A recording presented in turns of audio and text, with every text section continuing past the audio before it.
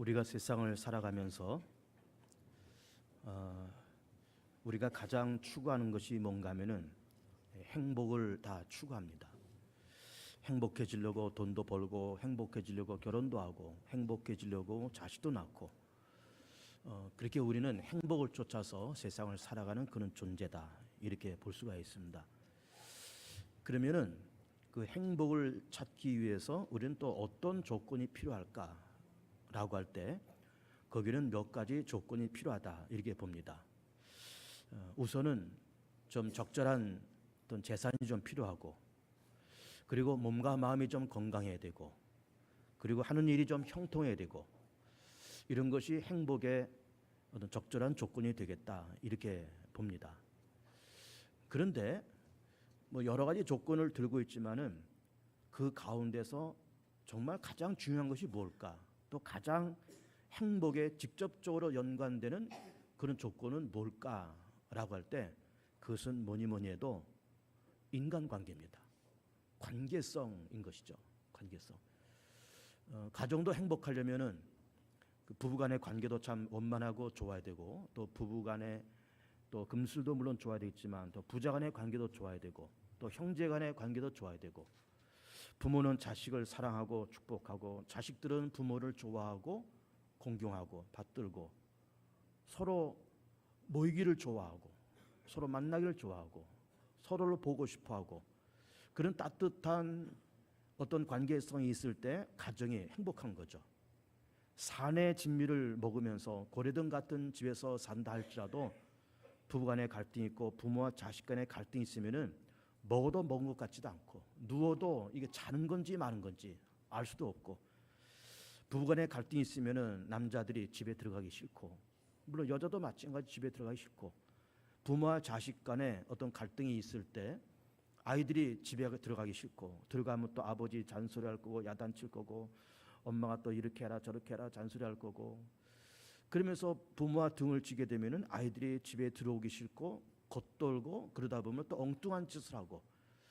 그래서 우리가 행복을 쫓고 행복을 위해서 이렇저러한 것이 다 필요하겠지만은 그 모든 조건 속에서 관계성이 제일 중요하다, 이렇게 보는 겁니다.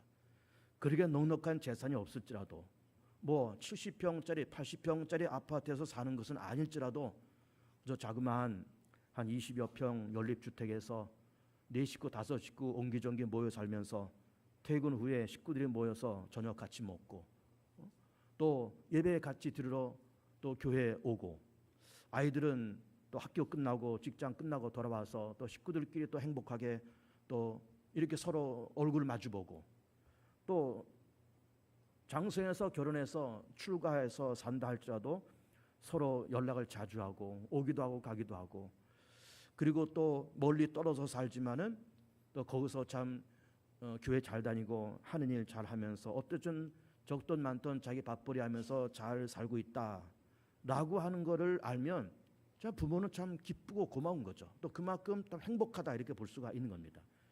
그만큼 인간관계는, 이 관계성은 우리가 행복을 찾는데 굉장히 중요한 조건이 된다, 이렇게 볼 수가 있습니다.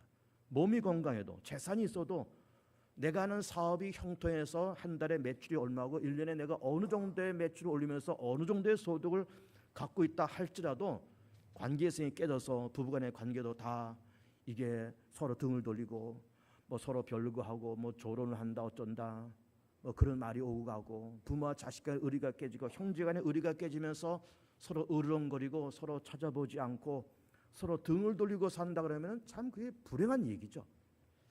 이것이 가정만 그런 것이 아니라 우리가 직장생활과 사회생활도 마찬가지다, 그렇게 볼 수가 있습니다.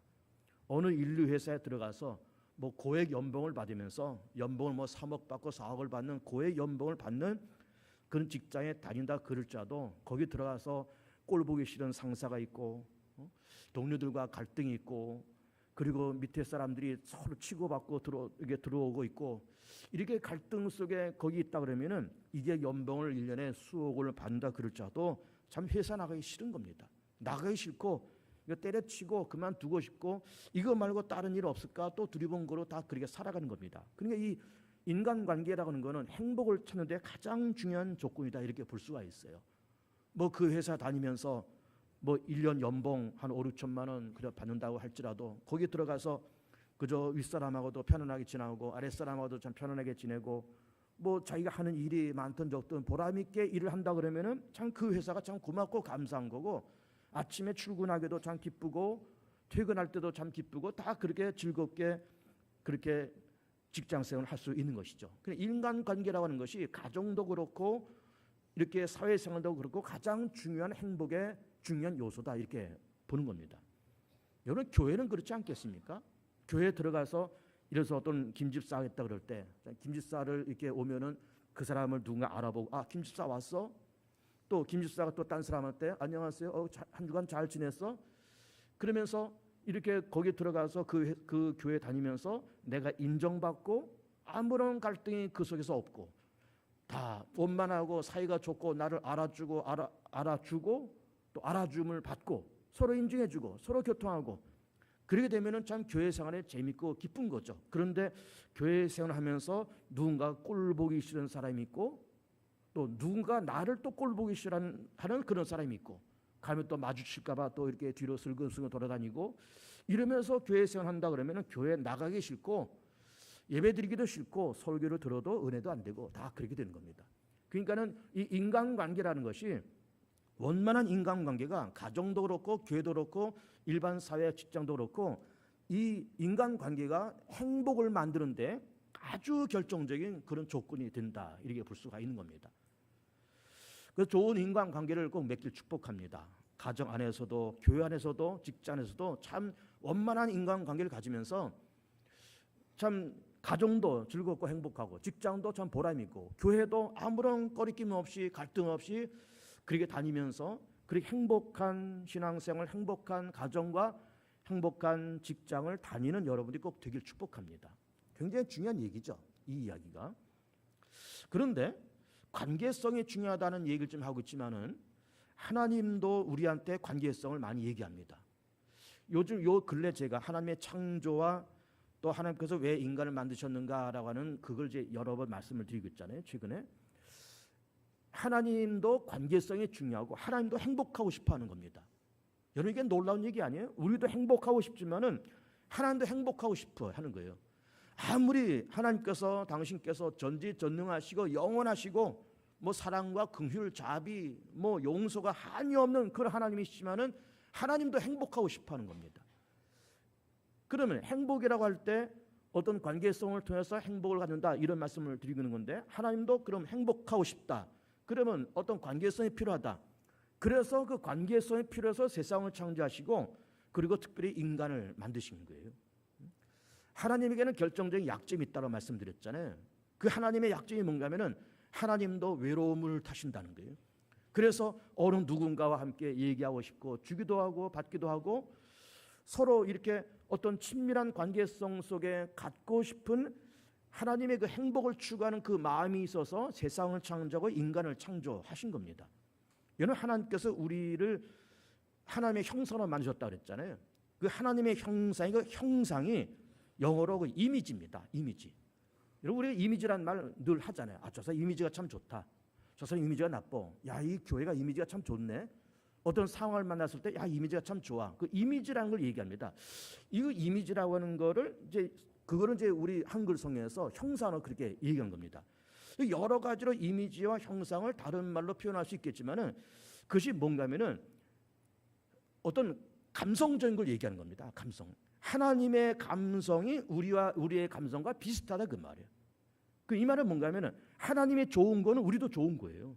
하나님의 싫은 건 우리도 싫은 것이고, 또 동시에 인간이 좋다라고 생각하는 건 하나님도 좋다라고 생각하는 것이고, 인간이 생각할 때 싫다라고 생각하는 거는 하나님도 싫다는 거예요. 그것이. 예를 들면 지금 우리가 7월 중순인데 요즘 장마철이 좀 습해서 좀 요즘 또 덥기도 하고 그래서 좀 지내기 좀 어렵잖아요.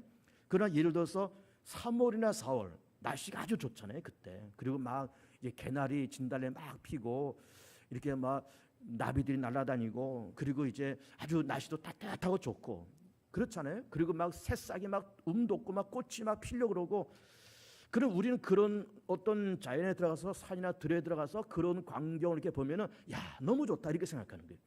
그럼 내가 그런 광경을 보면서 너무 좋다라고 생각할 때는 하나님께서 보실 때도 좋다 그 말이에요. 내가 느낄 때 야 이거 좀 싫어, 이건 나쁘다, 이거 기분 나빠라고 생각하는 거는 하나님도 기분 나쁘다는 것이고 하나님도 싫다는 거예요. 이제 우리 7, 8월 지나가면은 이제 9월, 10월 말, 11월 초, 그냥 아직 겨울에 들어가기 직전에 막 단풍이 막 이게 한참 물들었을 때, 그때가 10월 말, 11월 초 그때잖아요. 그때는 단풍이 한참 들 때입니다. 그래서 뭐 단풍 구경하느냐고 설악산, 내장산을 막 물밀듯이 그렇게 들어가잖아요. 그 정말 아름답습니다. 그때는 날씨도 춥지도 않고, 뭐 더위 다 가시고 춥지도 않고, 아직 겨울이 안 왔어요. 막 이 나무들이 막 단풍이 한참 들어서, 예를 들어서 은행나무가 노랗게 단풍 들어서 막 하나 둘 떨어지기 시작할 때는 너무 보기 좋은 거예요. 날씨도 너무 좋고. 그래서 야 참 보기 좋다, 좋다라고 느낄 때는 하나님도 그때가 좋으신 거예요. 하나님도 그때가 정말 마음에 드시는 거예요. 이게 하나님과 우리와의 형상이, 하나님과 우리와의 이미지예요. 그 감성적인 부분이 같다 그 말이에요. 같습니다. 그러니까는 그렇게 하나님께서 감성적인 부분이 같은 우리 인간을 창조하시고 함께 대화를 나누고 함께 고락을 같이 하고 함께 주기도 하고 받기도 하고, 그러면서 그런 관계성을 가지면서 살면서 그 관계성 속에서 하나님도 행복한 거를 갖고 싶은 거예요. 좀 전에 말씀드린 것처럼 우리 사람이 행복을 원한다 그랬잖아요. 하나님도 마찬가지, 하나님도 행복을 원하십니다. 우리가 행복해지려고 돈 벌고 가정을 갖고 자식 낳고 기르고 다 그렇게 하듯이 하나님도 행복하려고 세상을 창조하셨고요, 행복하려고 인간을 만드셨고, 행복하려고 이스라엘 나라를 선택하셨고요, 행복하려고 개봉중학교를 설립하셨고요, 행복하려고 우리를 불러서 당신 백성 삼으신 겁니다. 하나님도 행복하고 싶은 거예요. 그래서 과거 이스라엘 민족과 좀 더 친근한 관계를 가지면서 그 관계성 속에서 행복해지고 싶었고, 신약에 넘어와서 우리 예수 그리스도를 믿어 구원받은 성도들 다 불러서 하나님께서 우리 성도들과 함께 관계성을 가지시면서 행복하시려고 우리를 선택을 하시고 구원해 주신 겁니다. 자, 이런 말씀을 요 근처에 계속 드리고 있는 겁니다. 자, 하나님께서 70억의 인구를 지금 만드셨습니다. 지금 지구 땅에 70억의 인구입니다. 우리 한국에는 5천만의 인구가 있습니다. 하나님께서 그 70억의 인구가 5천만의 대한민국 국민들과 1대1로 다 관계성을 다 갖고 있어요. 그 관계성이 크든 작든, 그 관계성이 선찮든 아니면 돈독하든 어쨌든 하나님은 다 1대1로 관계성을 다 갖고 있고, 구약시대 때는 좀 더 특별한 관계성을 갖기 위해서 이스라엘 나라를 선택하셨고, 지금 우리는 좀 더 특별한 관계성을 하나님께서 갖고 싶어서 우리 믿음의 사람들을 불러주시고 대한민국에 지금 1000만의 성도가 그렇게 있는 겁니다. 왜? 하나님께서 행복하고 싶어서. 행복하고 싶어서. 자, 그런데 행복해지려고 하나님께서 이스라엘 민족을 선택하셨다 했습니다. 또 우리를 선택하셨다 그랬습니다. 또 부르셨습니다. 예수 그리스도를 믿는 믿음을 선물로 주시고 우리가 예수 믿어서 하나님의 자녀가 됐어요. 그리고서 하나님께서 이스라엘 민족을 처음에 선택하셨을 때가 언젠가 하면 주전 2000년 아브라함 때입니다. 아브라함을 부르셔서 너는 내 민족이다, 나는 너의 하나님이 될 테니 너는 내 백성이야. 그리고 이사야서를 보면은 계속 보면은 내가 너를 지명하여 불렀나니 너는 내 것이라 이렇게 말씀합니다. 그러니까는 하나님께서 이스라엘 민족을 선택하시면서 내 백성이라 말씀하시고 내 것이라 말씀하시고, 그리고서 나는 너의 하나님이 될 테니 너희는 내 백성이 되어라라고 하는 계약을 맺습니다. 계약 내지는 언약, 약속이잖아요. 자, 내가 너희 하나님이 될 테니까 너는 내 백성이 되어야 돼. 너는 내 거야. 내가 널 지명해 부른 너는 내 거야 하면서 하나님께서 이스라엘 민족과 계약 관계를 맺습니다. 언제? 주전 2000년 아브라함 때. 그래서 뭐 이러저런 일로 애굽에 내려가기도 하고 다시 출애굽하기도 하고, 그러면서 주전 1000년에 나라가 세워지고 한 100년 지나서 900년경에 나라가 남부로 분리됐다, 이런 얘기 좀 드리고 있는 것 아닙니까? 그런데 북왕조는 720년에 아수르에 함락되고, 북왕조를 함락시킨 아수르가 한 20년쯤 지나서 10개의 지파인 북왕조도 무너뜨렸으니까는 2개의 지파밖에 없는 작은 나라 유다도 얼마든지 이길 수 있겠다 하면서 아수르 왕이 쳐들어오잖아요. 그러면서 히스기야 왕한테 선전포고문을 보냅니다. 굴복해라, 아니면 우리가 쳐들어가겠다. 그러면서 예루살렘을 18만 5천 명이 다 에워싸고 항복을 종용합니다. 그런 선전포고문을 보냅니다. 그때 히스기야 왕이 그 선전포고문을 들고 하나님의 성전에 들어가서 그 편지를 바닥에 펴놓고 하나님 앞에 기도했을 때 하나님께서 히스기야의 기도를 응답하시면서 18만 5천 명의 아수르 군대를 다 죽였다 그랬잖아요. 그런데 거기까지는 좋았는데 그렇게 중출하고 신앙이 있고 좀 정직하게 의롭게 나라를 이렇게 정치했던 히스기야가 죽은 다음에 그 아들 므낫세가 아버지가 세운 그 모든 공력을 다 말아먹습니다. 그러면서 또 우상 섬기고 믿음 버리고 다 하나님을 버리고 다 그러면서 결국 남왕조 유다도 히스기야 왕이 죽고 난 이후에 그 아들들이 다 말아먹으면서 결국은 586년에 나라가 신흥제국 바벨론에서 침략을 당하면서 결국 무너져요. 그러면서 끌려가서 70년 동안 포로 생활하고 다행스럽게 돌아와서 예루살렘을 재건을 합니다. 이런 얘기를 최근에 하고 있는 건데 지난주에 우리가 이사야 연대표를 봤는데 다시 한번 올려보세요.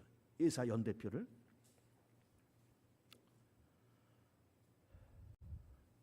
지난주에 이거 한번 봤죠. 여러분 보시기에 오른쪽에 BC 1000년경에 나라가 세워졌다고 했습니다. 초대왕 사울, 두 번째 다윗, 그 다음에 솔로몬, 르호밤 이렇게 돼 있고 한 100년쯤 지나서 900년경에 나라가 갈라지고 북왕조가 새롭게 세워졌다고 했습니다. 그 북왕조를 세운 사람은 여로보암. 시간이 쭉 흘러서 721년에 아수르 침략받으면서 나라가 무너졌다고 했습니다. 북왕조가 무너집니다. 그리고 한 20년쯤 지나서 700년경에 북왕조를 무너뜨린 아수르가 남왕조를 침략해서 선전포고문을 보낼 때 히스기야가 기도하면서 하나님께 응답받아서 아수르 군대가 다 죽는 그 역사를 경험했다고 했습니다. 그때 활동했던 선자가 이사야, 그때 있었던 왕이 히스기야예요.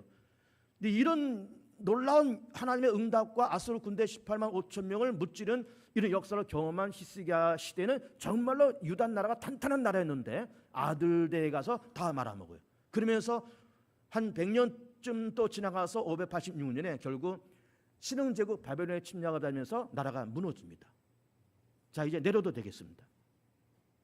이거 지난주에 본 겁니다. 이걸 머릿속에 잘 기억을 해 주실 바라요. 그러면서 하나님께서 징계하신 겁니다. 북왕조도 징계해서 720년에 무너지고 남왕조도 징계해서 580년에 그렇게 바벨론 침략을 받으면서 무너진 겁니다. 자, 그런데 하나님이 왜 그런 북왕조도 그 남왕조도 그렇게 침략을 허락하시면서 나라가 그렇게 어려움을 당했을까? 그 이유는 이런 겁니다. 자, 하나님도 행복해지고 싶다 그랬습니다. 행복해지고 싶어서 관계성을 맺기 위해서 이스라엘을 선택하시고 오늘날 예수 그리스도를 믿는 믿음의 성도들을 선택하셔서 관계성을 통해서 행복을 갖기를 원하셨습니다. 그런데 이 관계성을 하나님은 끝까지 가기를 원하셨는데 이거를 이 관계성을 끄는 것이 누가 끊었는가 하면은 이스라엘 민족이 끊고 신약에 와서는 우리가 끊습니다. 여러분 이게 놀라운 얘기 아닙니까? 하나님의 절대적인 주권을 갖고 있고 하나님의 절대적인 갑인데 우린 절대적인 의리고 절대적인 약자인데 이 관계가 끊어지면 안 되잖아요. 하나님이 나를 버리면 안 되잖아요. 그래서 정말로 절대적인 약자인 절대적인 의뢰의 위치에 있는 우리가 하나님을 매달리면서 하나님 살려달라고 도와달라고 하나님의 은혜가 아니면 하나님의 응답이 아니면 나는 절대적으로 죽을 수밖에 없고 망할 수밖에 없는 나라요. 망할 수밖에 없는 나하고 망할 수 없는 나라라고 하는 것을 고백하면서 살려달라고 이 나라를 놓치지 말아달라고 이 나라를 붙들어 달라고 간절히 매달려야 될 입장이 이스라엘 나라고 우리들인데 오히려 불리한 조건에 있는 불리한 조건에 있는 우리가 하나님을 놓칩니다. 하나님을 놓습니다. 이게 문제예요. 하나님은 놓지 않습니다, 여러분. 하나님은 버리지 않습니다. 근데 버리고 놓는 것은 누가 버리는가 하면은 과거 이스라엘 민족이 놓았고 현재는 우리가 놓습니다. 참 놀라운 얘기 아닙니까? 그래서 하나님이 섭섭한 겁니다. 관계성을 통해서 행복해지고 싶은데 자꾸 도망가는 거예요. 자꾸 손을 놓고 하나님은 잡고 이스라엘 민족은 놓고 하나님은 잡으려고 쫓아다니고 우리 도망가려고 도망다니고 사실 우리가 하나님을 쫓아다녀야 되는 것 아닙니까? 응답해달라고 살려달라고 나도 좀 은혜를 좀 받자고 그렇게 다녀야 될 것이 우리의 입장인데 우리는 도망가고 하나님은 쫓아다니고 우리는 손을 놓고 하나님 또 붙잡으려고 쫓아다니고 이렇게 주객이 전도된 입장이 성경에 있는 이 말씀이고 현재 우리의 모습인 겁니다. 하나님이 서운합니다. 관계성을 통해서 행복해지고 싶은데 자꾸 하나님의 손을 놓으면서 도망가는 이스라엘을 바라보시면서 하나님이 쫓아다니시지만은 하나님이 서운한 거예요. 그리고 동시에 섭섭한 겁니다. 서운하고 섭섭하면서 하나님께서 깨우치는 차원에서 북왕조를 팍 치시고 남왕조를 팍 치시는 거예요. 북왕조 721년에 팍 치시고 남왕조 580년에 팍 치십니다. 하나님이 서운하니까, 섭섭하니까. 근데요, 중요한 거는 하나님이 서운하고 섭섭해서 치시긴 했지만 아주 죽을 만큼 치시지는 않습니다. 아주 망해서 뭐 그냥 복상만큼 하나님 치시는 그런 무자비한 하나님이 절대로 아니에요. 그렇게 남왕조 유다가 바벨론 침략받아서, 우리가 조금 전에 봤지만 580년에 바벨론 침략받아서 많은 사람이 포로로 끌려갔지만 그 사람들이 다시 돌아와서 새로운 예루살렘을 또 세우는 거예요. 바벨론 침략을 받았지만 그래도 거기에 뭐가 있었는가? 남은 자가 있었다는 거예요. 남은 자. 그 남은 자가 새로운 싹이 되어서 새로운 예루살렘, 새로운 이스라엘 사회를 만들어 갔던 겁니다. 그 예를 들어서 우리가 자식을 낳고 기르는 부모 입장에 다 대부분 있지만은 아이들이 세상에 나가서 공부하고 사회생활 하면서 부모 마음에 들지 않게 사는 아이들이 가끔 있는 겁니다. 그래서 우리가 야단도 치고 잔소리도 하고 때로는 매도 들고 그러잖아요. 그럼 매를 들어서 그 아이를 때리고 야단을 칠 망정 죽을 만큼 때리는 부모가 있습니까, 여러분? 몇 대 종아리는 때렸을지라도 죽을 만큼 그렇게 때리는 부모는 없잖아요. 너 망해서 아주 죽어라 라고 때리는 부모는 없습니다. 속이 상해서 아쉽고 서운해서 몇 대는 때렸을 망정 죽을 만큼 때리는 부모는 없습니다. 마찬가지로 하나님도 북왕조를 때리시고 남왕조도 때렸지만 죽을 만큼 때리진 않았어요. 물론 아팠죠. 아파서 예루살렘 무너지고 포로로 끌려가는 수치를 당했지만 하나님은 또 주섬주섬 포로들을 다시 돌아오게 만드시고 예루살렘을 다시 세우셨습니다. 이게 놀라운 하나님의 사랑이에요. 그리고 중요한 거는 그렇게 징계하셨지만 무엇을 포기하지 않으신가 하면은 하나님의 언약은 포기하지 않습니다. 하나님의 언약이 뭐라 그랬어요? 내가 너희 하나님이 될 테니까 너희는 내 백성이 되라 라고 한 하나님의 언약은 이건 깨지 않습니다. 야단은 칠망정 때리긴 하실 망정 죽을 만큼 때리지 아니하시고 때릴 망정 하나님의 언약은 이건 버리지 않습니다. 마치 부모가 자식을 조금 전에 말씀드린 것처럼 때리고 야단칠 수 있어요. 호되게 야단칠 수는 있지만은 그렇다고 해서 그 아이를 내 자식에서 호적에서 빼내는 부모는 없습니다. 너 이제 내 아들 아니야 빼내버리고 너는 내 딸 아니야 빼내버리고 그러면서 호적에서 지우는 부모는 없습니다. 그러니까는 하나님께서 이스라엘 민족이 참 서운하고 답답해서 그저 북왕조 남왕조 때리셨지만은 하나님께서 죽을 만큼 때리신 하나님이 아니고 남은 자를 남겨주셨고 때리긴 때리는 하나님의 아픔이 있으셨지만 하나님께서 그것 때문에 하나님의 언약은 버리지 않으셨다는 게, 너희는 내 백성이라고 하는 이스라엘 민족 너희는 내 백성이야 라고 하는 언약은 버리지 않으셨다는 게, 이게 놀라운 하나님의 사랑인 겁니다. 그러고 나서 하나님은 이스라엘 민족을 다시 회복시켜 주십니다. 회복시켜 주시는데 어떻게 회복시키는가 하는 것을 한번 보겠습니다. 61장 1절을 봅니다. 주 여호와의 영이 내게 내리셨으니 이는 여호와께서 내게 기름을 부으사. 여기서 주 여호와의 영은 성령이죠. 성령이 누구에게? 내게. 여기서 내는 누굴까요? 일단은 이사야고 그리고 예언적으로는 그리스도를 얘기합니다. 이 당시에 성령이 이사야에게 임해서 가난하고 포로된 이 유다 백성에게 희망의 메시지를 선포했단 말이고, 이것이 마지막 그리스도에게 성령이 임하면서 죄와 사망에 빠진 인류에게 이제 살 수 있는, 부활할 수 있는 하나님께로 나아가서의 길을 선포하는 그 역사를 그리스도께서 하신다라는 말씀하시고 있고, 여기서 말하는 내는 역사적으로는 이사야고 영적으로 그리고 미래지향적으로는 그리스도를 얘기하는 거예요. 그래서 주 여호와의 영이 내게 내리셨으니 이는 여호와께서 내게 기름을 부으사 가난한 자에게 아름다운 소식을 전하게 하려 하심이라. 나를 보내사 마음의 상한 자를 고치며 포로된 자에게 자유를, 갇힌 자에게 노임을 선포하며 여호와의 은혜의 해와 우리 하나님의 보복의 날을 선포하여 모든 슬픈 자를 위로하되. 은혜의 해란 말이 뭘까? 은혜의 해는 이런 겁니다. 이스라엘에 여러 절기가 있습니다. 그래서 안식일도 하나의 절기죠. 안식년도 절기고 그리고 희년도 절기입니다.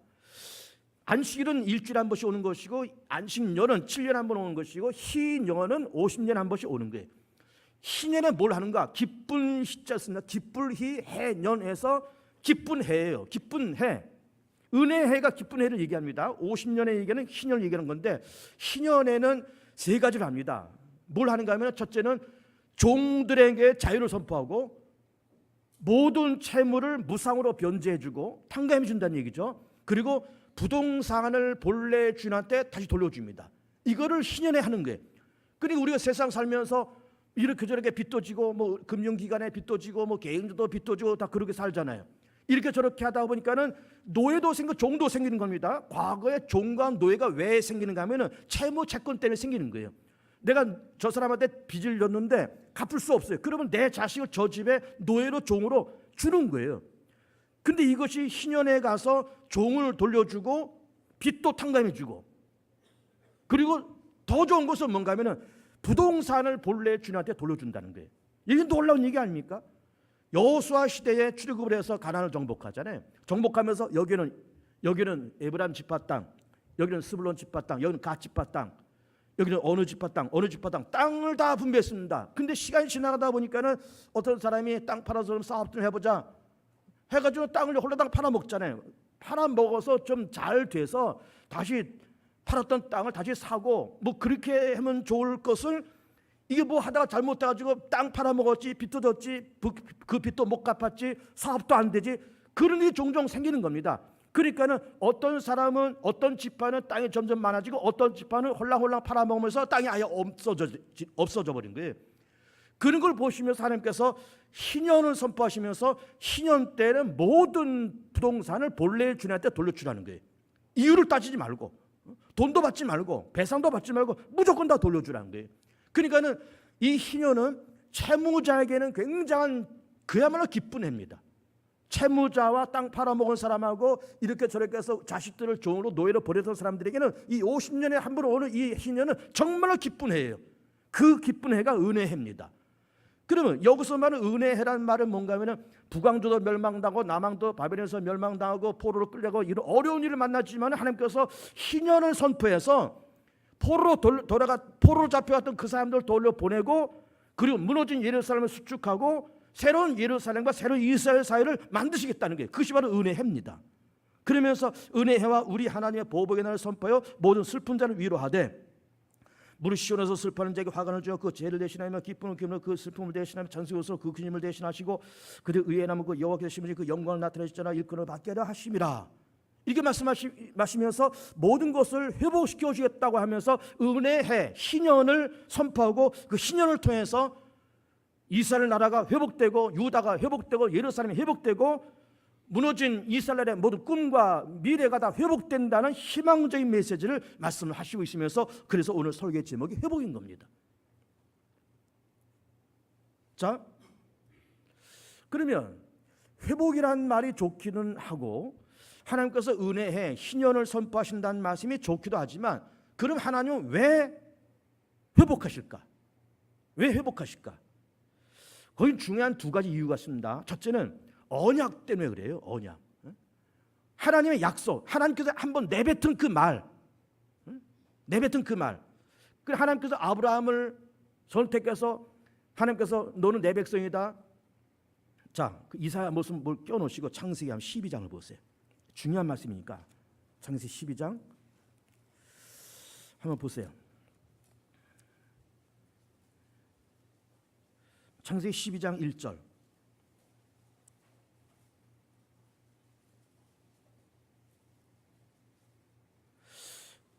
제가 했습니다. 여호와께서 아브라함에게 이르시되 너는 너의 고향과 친척과 아버지 집을 떠나 내가 네게 보여줄 땅으로 가라. 이게 언제입니까? 주전 2000년이에요. 그리고 내가 너로 큰 민족을 이루겠다. 네게 복을 주겠다. 이게 뭐예요? 언약의 계약의 약속입니다. 하나님이 이렇게 내뱉으시는 게 이 말을. 복을 줘 네 이름을 창대하게 하리니 너는 복이 될지라. 너를 축복하는 자에게 내가 복을 내리고 너를 저주하는 자에게는 내가 저주하리니 땅의 모든 족속이 너로 말미암아 복을 얻을 것이라 하신지라. 이게 주전 2000년입니다. 하나님께서 그렇게 아브라함 백성을 선택해서 그렇게 내뱉었어요. 하나님 약속하신 겁니다. 그러면 약속하신 것은 주전 2000년이에요. 그리고 이사야 말씀 계속 보면은 뭐라고까지 말씀하시고 있는가 하면은 내가 너를 지명하여 불렀나니 너는 내 것이라까지 말씀하신 거예요. 너는 내 민족이다, 내 백성이다, 내 거다. 이 약속이, 이 언약이 언제부터? 주전 2000년부터 있었다 이 말이에요. 그리고 이스라엘 나라가 타락한 것을 언제 타락합니까? 나라가 1000년 세워졌다 그랬잖아요. 900년에 갈라졌다 그랬잖아요. 그리고 북왕조가 지나가고 남왕조가 지나갔잖아요. 그래서 북왕조는 721년, 남왕조는 586년에 멸망당했다 그랬잖아요. 그러면 예를 들어서 남왕조를 예를 든다 그러면 남왕조가 멸망했을 때가 586년이에요. 그럼 586년을 딱 찍어놓고 아브라함 때까지 몇 년입니까? 이게 1500년이에요. 그러니까는 멸망당한 것은 586년이지만은 그 이미 1500년 전에 하나님께서 아브라함에게 내가 너를 내 민족으로 내 것으로 선택할 것이고 내가 너한테 복을 줄 것이고 너로 말미암아 천한 만민의 복을 얻을 거라고 하는 그 언약이 몇 년 전에 1500년 전에 이미 있었어요. 이미 있는 거를 우리 뭐라고 얘기하니까 선지한다. 이미 존재한다. 선지한다.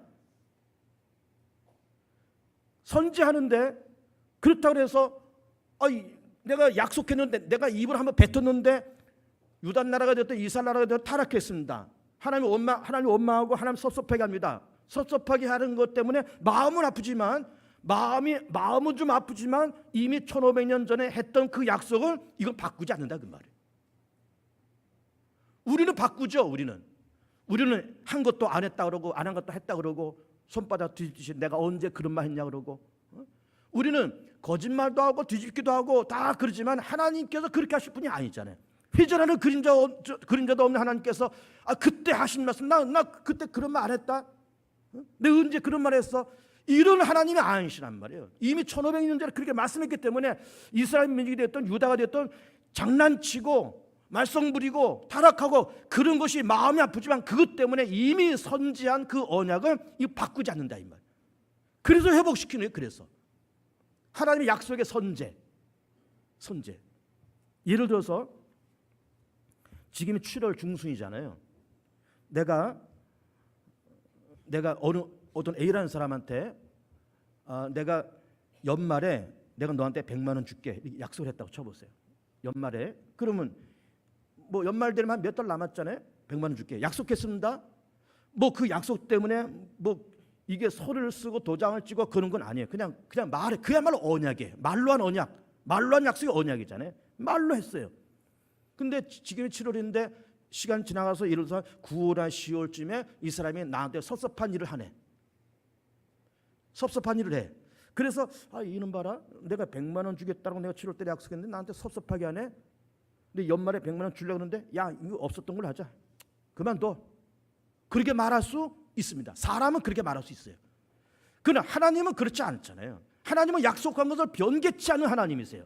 그래서 이 사람이 한 9월에 10월쯤 섭섭하게 했지만 7월 달에 내가 그렇게 약속한 것이고 거기에 증인도 없고 그것 때문에 무슨 녹음을 해놓은 것도 아니고 그걸 위해서 뭐 서류 쓰는 것도 아니고 그렇지만 그렇게 약속하신 하나님의 신실함을 지키기 위해서 연말에 100만 원을 주시는 거예요. 이게 하나님의 언약입니다. 그러니까 유다 민족이 왜 회복되느냐? 무엇 때문에? 하나님의 언약의 선제 앞섰기 때문에. 그래서 하나님은 이 민족을 회복시킨다 그 말이에요. 두 번째 이유는 뭔가 하면은 하나님의 언약의 중요성 때문에 그렇습니다. 그 비중이 커요. 이스라엘 민족으로 타락하지요. 유다 민족이 타락하지요. 하나님을 섭섭하게 하죠.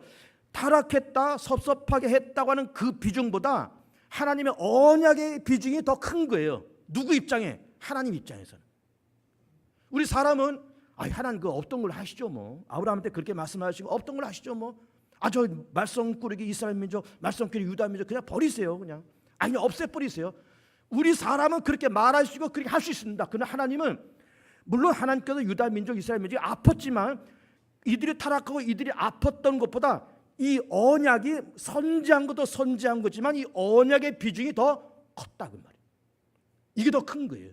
그렇기 때문에 이들이 타락하고 그때 섭섭하다는 것이 언약의 비중이 더 크기 때문에 그들을 용서하시고 또다시 유다와 이스라엘을 회복시켜 나가시는 거예요. 놀라운 거죠.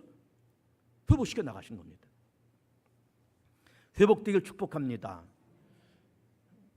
2000년대 들어서 우리 한국 기독교와 교회들이 다 어려움을 당하고 있습니다. 다 뭐 정체다, 침체다, 저성장이다, 때로는 마이너스 성장이다 이런 말을 다 하고 있지만 하나님께서 그래도 그렇게 정체와 침체를 거는 한국교회를 그냥 놔두시지는 않을 것 같습니다. 언젠가는 한국교회를 다시 회복시켜 주실 것이고 성도들의 개개인의 삶을 다 회복시켜 주실 것이고 대한민국을 회복하시고 교회를 회복하시고 기독교를 회복하시고 하나님의 명예와 영광을 회복하시고 성도들의 삶을 회복해 주실 것을 분명코 믿습니다. 하나님 살아계시기에, 하나님은 선지하시기에, 하나님의 언약이 있기에 우리가 언젠가는 세상 떠나서 천국 갈 겁니다. 예수 믿어서 예수를 믿기 때문에 가는 거지만 더 중요한 것은 하나님의 언약 때문에 가는 겁니다. 왜? 하나님께서 뭐라고 말씀하셨기에? 내 아들 예수가 널 위해서 죽었으니 그걸 믿어. 믿으면 내가 의롭게 할게. 믿으면 내가 거듭나게 할게. 믿으면 내가 네 죄를 용서할게. 믿으면 내가 너를 내 자녀 만들고 내 백성 만들고, 믿으면 내가 내 영을 너한테 부을게 라고 하는 하나님의 언약이 있기 때문에, 그 언약 때문에 천국 가는 거예요.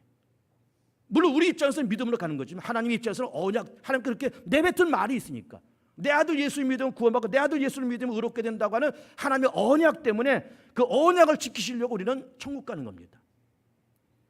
회복되시고 영과 육이 회복되시고 병든 육체도 회복되시고 마음도 생각도 다 회복되어서 건강한 몸, 건강한 마음, 건강한 육체, 건강한 신앙생활을 살아가는 복된 교우들 되시기를 축복합니다. 우리 합심해서 짧게